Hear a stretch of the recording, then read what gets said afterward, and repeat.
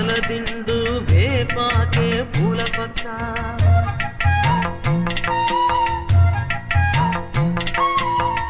తల్లి చేయనిస్తే జోలాలి పాడే బిడ్డ